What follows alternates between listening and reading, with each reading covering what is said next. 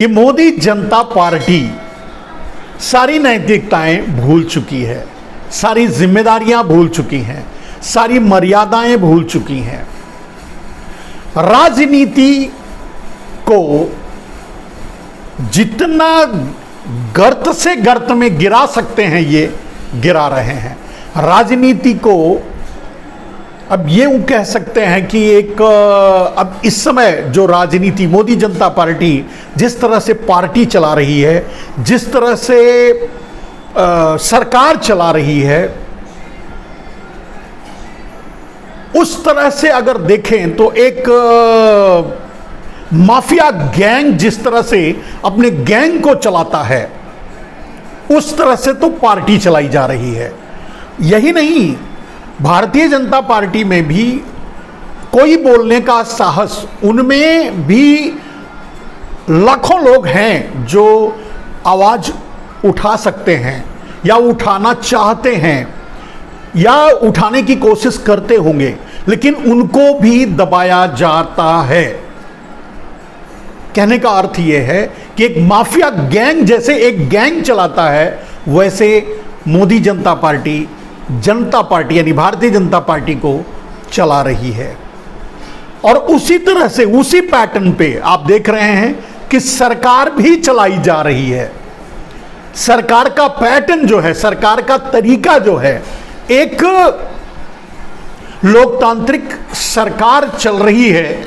ये मैं नहीं समझता कि भारत का बच्चा अब इसको समझने लगा है और स्वीकार करने लगा है, और वो महसूस कर रहा है कि सरकार भी एक गैंग की तरह चलाई जा रही है।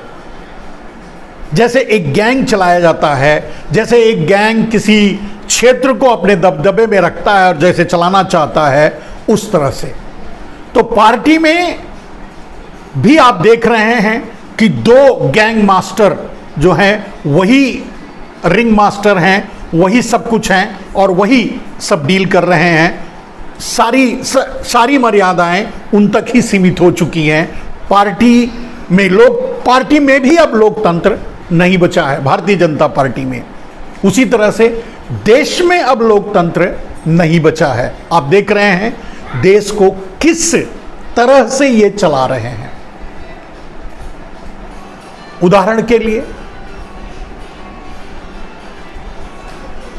लिए अगर आप देखेंगे तो पुराने से पुराने केस, बंद हुए केस, छोटे से छोटे केस, बड़े से बड़े केस, सीबीआई, ईडी और आईटी एक रिंग मास्टर के आदेश पर, एक गैंगस्टर के आदेश पर जैसे उसके शूटर्स काम करते हैं, उसी तरह से हमारा ये तंत्र काम कर रहा है। सीबीआई, ईडी और आईटी कोई मर्यादा नहीं है। जहां सीबीआई को, ईडी को, आईटी को एक्टिव होना चाहिए, जहां कार्रवाई करनी चाहिए, वहां कुछ नहीं हो रहा है। जहां पकड़े जा रहे हैं चोर, जहां नामजद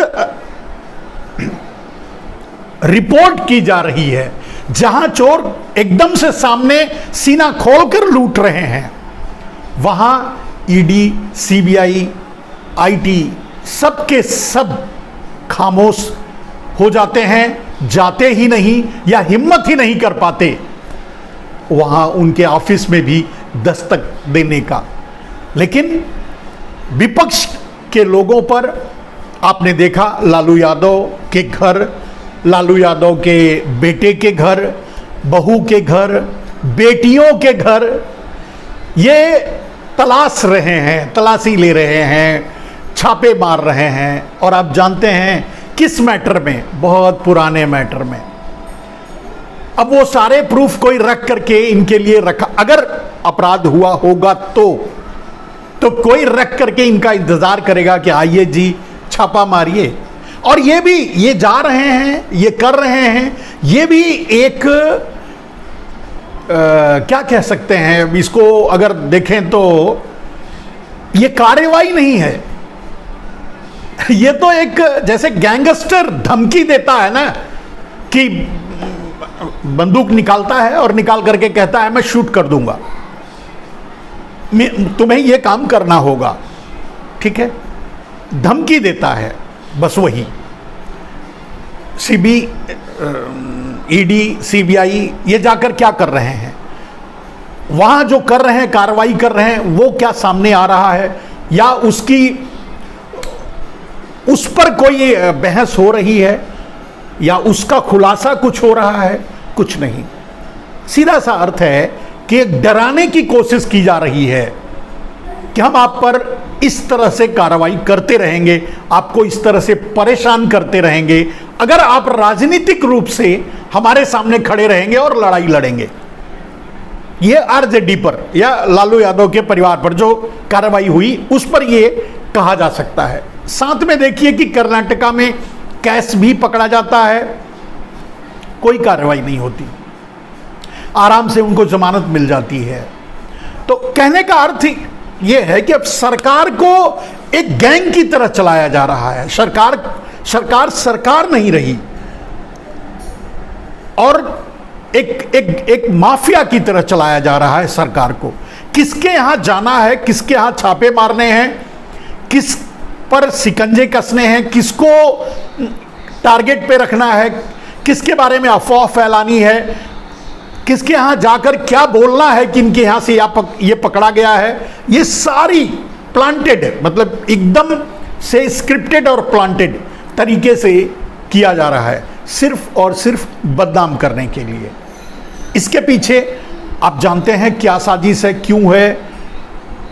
तो सीधी बात है कि नरेंद्र मोदी में नैतिक बल नहीं रहा कि वो नैतिकता से चुनाव जीत सकें, क्योंकि उन्हें पता है कि वो चुनाव नहीं जीत पाएंगे। चुनाव जीतने के लिए उनके पास बहुत से साधन हैं। वो सीधे चुनाव में चुनाव लड़ करके अपने कार्यों को गिना करके, बोल करके चुनाव अगर लड़ने नरेंद्र मोदी जाएं तो शायद इनकी पार्टी के हर आदमी को 0 वोट मिलेगा, या मैक्सिमम उनको 1 या उनके परिवार का 2, 5, 10 वोट मिलेगा, इससे ज्यादा नहीं मिलेगा। आप खुद समझ सकते हैं कौन देगा वोट। अगर वो अपने काम को गिना के जाएं, काम को सामने रख के जाएं। चलिए, जिन पर उन्होंने धोखा दिया, अगर आपके सामने कुछ उदाहरण मैं कहूं कि नरेंद्र मोदी रोजगार बहुत हुआ, बेरोजगारी की मार अब की बार, अगर इस तरह के नारे लगा करके रोजगार पर जाएं, या 2 करोड़ लोगों को रोजगार देने का वादा करके इन्होंने चुनाव लड़ा था, तो अगर लोगों के बीच जाएं और कहें कि देखिए मैंने आपको 2 करोड़ रोजगार देने का वादा किया था, मैंने तो आपको 4 करोड़ रोजगार दे दिया। चलिए नहीं कर सका तो कम से कम 2 करोड़ का वादा किया था तो 2 करोड़ तो कर ही दिया। और अगर वो भी नहीं कह सकते तो ये कह सकते हैं कि लगभग 1 करोड़ तो कर ही दिया। ये 1 लाख को भी रोजगार नहीं दिए हैं।